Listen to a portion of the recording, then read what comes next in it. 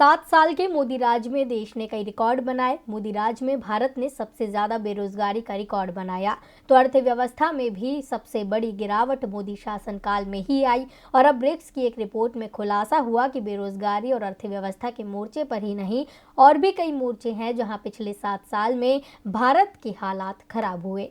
Brazil, रूस, भारत, चीन और दक्षिण अफ्रीका के गठबंधन ब्रिक्स की एक रिपोर्ट में कई चौंकाने वाले खुलासे किए गए हैं।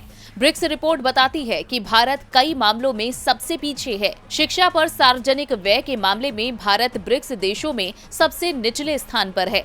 रिपोर्ट में बताया गया कि 2020 में भारत ने अपने जीडीपी का 3.5% सार्वजनिक व्यय शिक्षा पर खर्च किया।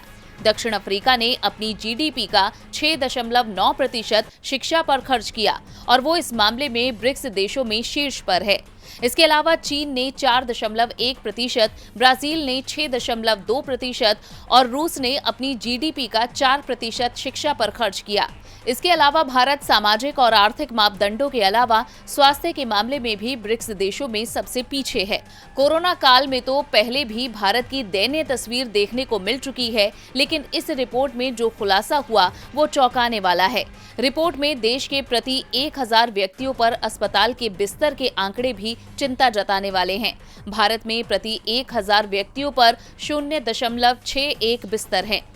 वहीं रूस प्रति 1000 व्यक्तियों पर 8 बिस्तर के साथ शीर्ष पर है। इसी तरह भारत सड़क अवसंरचना की उपलब्धता के मामले में भी सबसे पीछे है।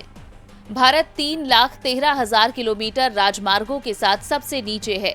वहीं चीन 51,58,000 किलोमीटर राजमार्गों के साथ शीर्ष पर। भारत ने 1,945 अमेरिकी डॉलर की प्रति व्यक्ति जीडीपी में कम स्कोर किया है। दूसरी ओर चीन 10,438 अमेरिकी डॉलर की प्रति व्यक्ति सकल घरेलू उत्पाद के साथ शीर्ष पर था। डीबी लाइव की रिपोर्ट।